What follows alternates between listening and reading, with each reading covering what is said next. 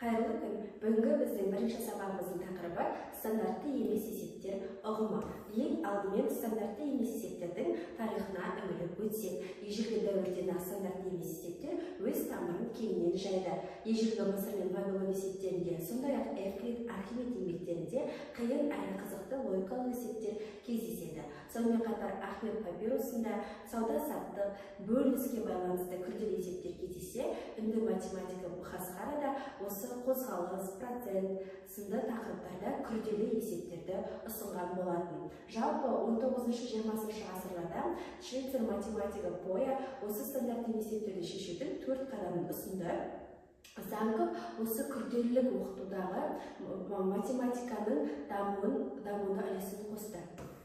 Келесі бізде стандартты және стандартты емес есептер ұғымына анықтама берер болсақ, жалпы стандартты емес есептер бұл салыстырмалы түрде анықтама берілетін ұғым. Ең алдымен біз стандартты есептердің не екендігіне тоқталамыз. Жалпы оқу бағдарламасында стандартты есептер өте жиі кездеседі. Оқушылардың білім деңгейін орнықтыру мақсатында осы стандартты есептер қолданылады. Бұл логикалық ойлаудың алғашқы деңгейін қалыптастыруға және де дайын формулаларды қолдануға бағытталған есептер.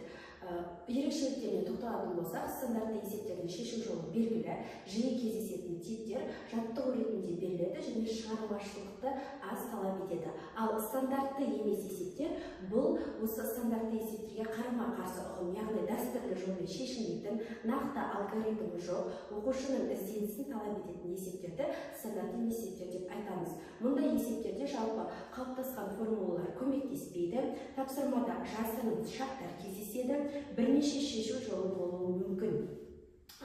Жалпы стандартты емес есептер оқушының жаттап алған біліміне қарағанда теорияны практикада қолдану және де шығармашылық ізденісін арттырады және тексереді.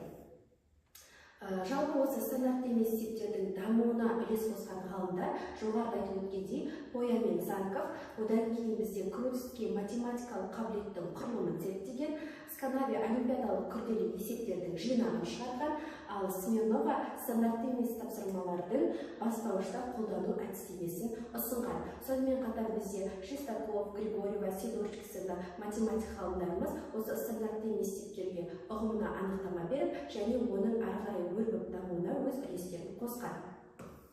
Келесі, жалпы стандартты емес есептердің негізгі ерекшеліктері бір немесе бірнеше жолмен шығарылуы, шығармашылық пен ойлау дағдысын тексеретіндігі, қарапайым формуламен шешілмейді, түсінігі қолдануды талап етеді, оқушының математикалық дағдысын қалыптастырады, түрлі тақырыптарды байланыстырып, пәнішілік, пән-аралық байланыстар жасайды.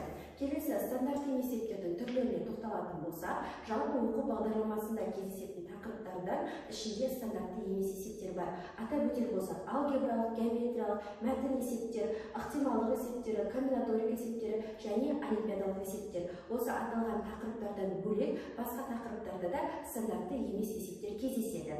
Енді осы аталған тақырыптарда есептерді шешуде біз қандай әдістер пайдаланамыз? Соған тоқталайық.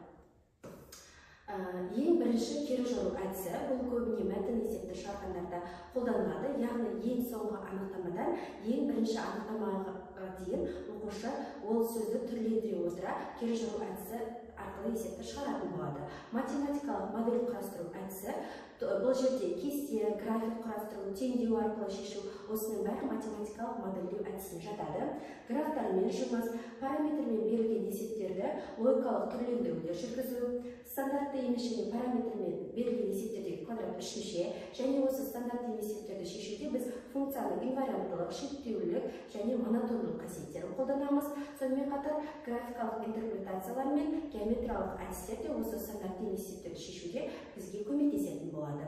Жалпы айтып өткендей, стандартты емес есептер бұл белгілі бір тек қатып қалған әдіспен ережемен шешілетін тақырып емес. Сондықтан бұдан өзге жалпы алгебра, математика, геометрия курсында өткізілген формулалардың бәрін қолдана аламыз, алайда бұл жердегі бізде ең маңызды айтып өтетін нәрсе оқушының теорияны практикада қолдана алуы және шығармашылық ойлауы болып табылады. Қорытындылай кететін болсақ, жалпы бізге стандартты емес есептерді оқыту нені береді?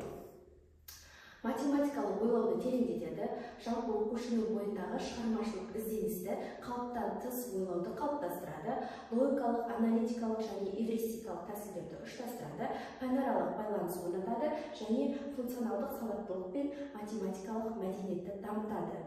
Бүгінгі біздің тақырыбымыз осы стандартты есептердің тарихына шолу, ерекшеліктерін айтуға тоқталу болды. Келесі тақырыбымыздан бастап жалпы стандартты есептердің нақты түрлеріне және есептерді шығару кезде қандай әдіс қолданатындығымыз туралы айтатын боламыз. Сау болыңыздар.